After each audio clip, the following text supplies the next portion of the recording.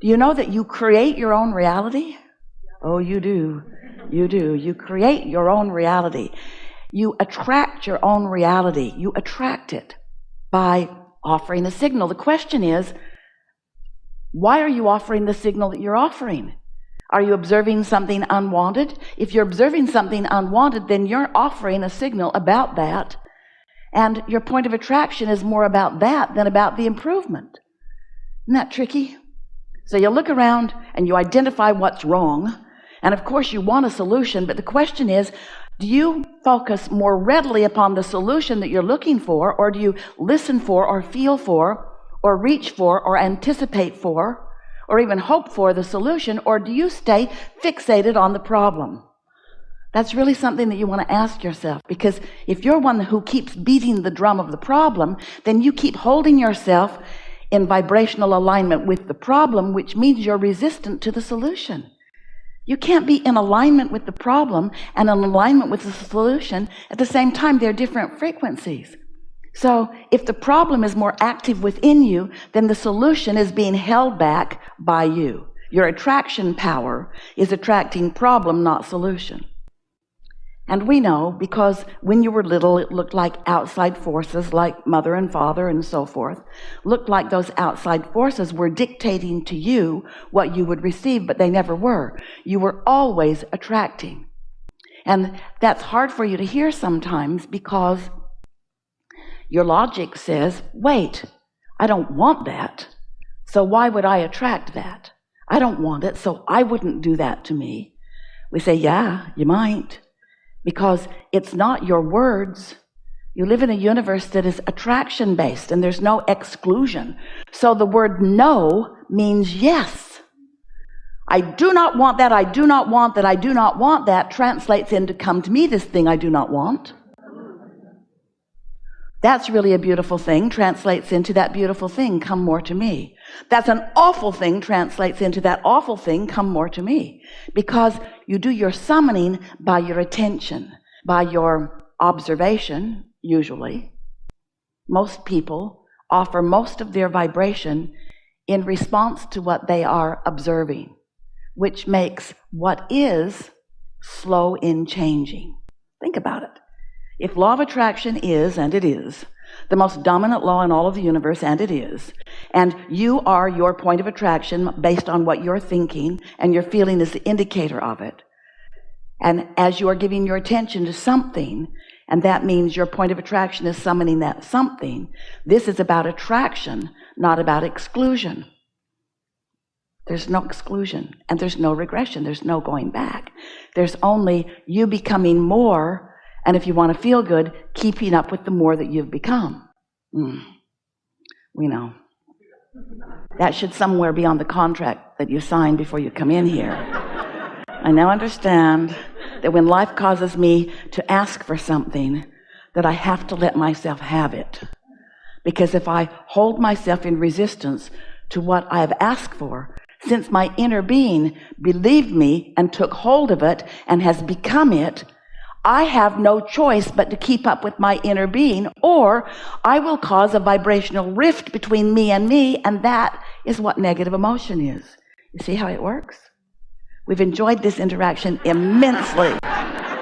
There's nothing more that you ever need to know. And we know you know it pretty good. Now you're in the process of practicing it, yes? And that's interesting. It is, because life keeps coming at you. And the thing that is so wonderful, tricky about that is that as life keeps coming at you, it's coming in response to what you're offering vibrationally, and you might not quite yet be in control of what you're offering vibrationally, because we love you so much. You are fickle. Sometimes the thing that's the loudest out there gets your attention, even though it's not something you want. Esther said to us in the beginning of hearing us and deliberately applying what we were suggesting, she argued with us many times, but Abraham, this thing that I'm looking at that you say I should not be looking at is true. It's true, and therefore, doesn't it deserve my attention? Shouldn't I be looking at it if it's true? And we said, if it's something that you want to continue in your experience, then yes, give it your attention. But if it's something that you would like to just fade away into non-existence as far as you are concerned, then take your attention from it. But as humans, you've gotten carried away on the examining of the problem. In fact, you're so good at examining the problem that you make monuments about them. You teach them to generation after generation. You want your new generations to feel as bad as you felt about the things that happened to you. And they don't want to, because they're not wired that way. They kind of think you're old and fuddy-duddy. They think you should just let it go, Mom. Just let it go. Just let it go. But no, I have an obligation to you, child of mine. You need to feel as bad as we all felt about this. No, it didn't happen in my generation. It happened in your grandmother's generation, and we owe it to her. We owe it to her to feel as bad. We've got to keep this bad feeling coming forward, or it will happen again, they say. If we don't focus upon the things that we don't want and make monuments about them and keep them active within us, then we're going to repeat them. And we say, how opposite of it is it? It's your attention to unwanted things that hold them to you. And it's your attention to wanted things that hold them to you. And it's one or the other. In other words, you can be focused upon the problem or the solution, and you can develop a pattern or a habit. You know people who are just pessimistic.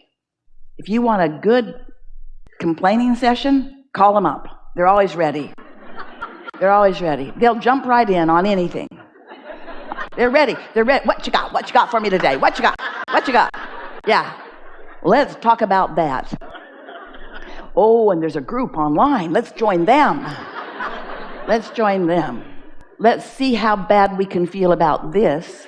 We know that's not your intention. Your intention is to solve the problem. But you can't solve the problem by looking at the problem, because the problem is its own unique vibration that will keep coming at you as long as you're focused upon it. And so it's a different orientation when you begin to understand that you create your own reality and that you are a attractor. You are an attractor. You are an attractor. You are an attractor. You are an attractor by your attention. You are an attractor by your attention. Your life is created by the story you tell. Your life is created by the memories that you remember. Your life is created by the conversations that you have. Your life is created by how you feel about things. And you have the ability to feel differently than you do if you want to, just not all at once. Because the law of attraction, while it is your very best friend because of its consistency and because of its power, it also will give you what you believe. And so, as you believe something, law of attraction gives it to you. And then you say, see, I knew it was true. And we say, but that didn't have to be true. It's only true because you made it true for you. Well, I saw it happen to a lot of other people, so I began to suspect it might be true for me too. See there? See how it works? So we know it isn't easy to hold thoughts that are different in a world or in an environment that is thinking things, but it's why you came to this leading edge. You are brilliant creators here in this new environment, new in every moment. This combination of beings has never been before unto all of the universe. We are unique here today. And so as you find something that you can focus upon, and you feel your way to clearer and purer and less resistant thought, you're going to discover in that clarity of thought, which means in that resistance-free thought, you're going to discover elation and joy and productivity beyond anything that you have ever experienced before. It's only about you personally wanting enough to feel good, that you're willing to reach for better feeling thoughts. You're willing to clear your mind and start new again, that after a good night's sleep, that you focus a little more deliberately on things that feel better. And the most important thing that we would like to awaken and activate within you today is your personal desire to feel good. Because when that is active within you, your personal desire to feel good, when you haven't given up on that, when you still want to feel good, then you can guide yourself to those awarenesses and observations that will help you to feel good. And when you do, you clarify your vibration, your point of attraction becomes non-resistant. And when that happens, so many wonderful things begin to flow into your experience. And the thing that is so wonderful about that is you get to watch, you get to witness your clarity turning into experiences and things. Thoughts turning to things. Thoughts turning to things. That's what you came here for. We want to start just briefly by getting you to consider some things, and then we want to open the conversation to whatever you want to talk about. Yesterday, Esther was waiting in a boarding area to get on an airplane to come to see you. And she was sitting very near a woman who was on the telephone having a very loud and unpleasant conversation with someone. Seemed like it might be her daughter. Seemed like it from the words that Esther was hearing. And Esther tried not to focus on it, but it was very loud. And Esther thought about moving, but it was very interesting.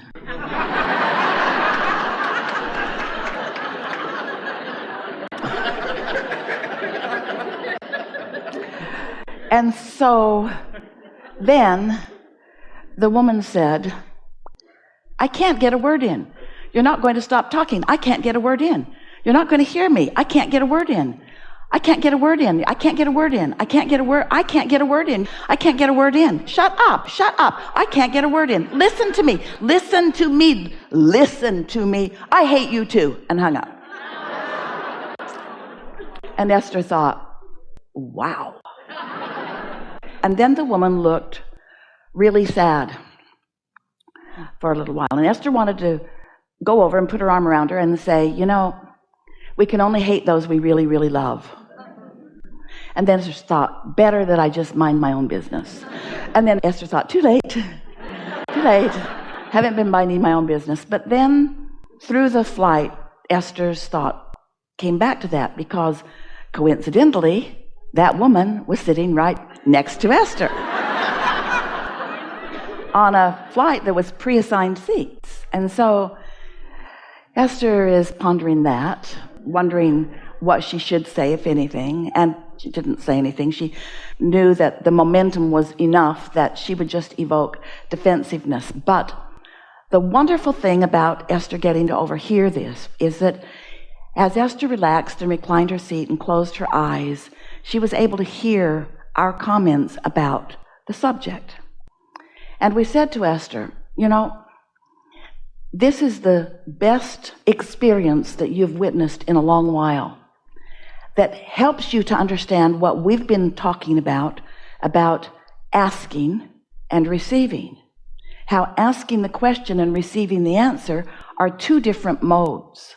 And that when you keep talking, when you keep thinking, when you try too hard, when you stay actively involved in solving your own problem, you're in a position where you can't hear the answer even though we all are offering it to you on a steady, ongoing basis. It's just like this woman was screaming at her child, you've got to shut up in order to hear me.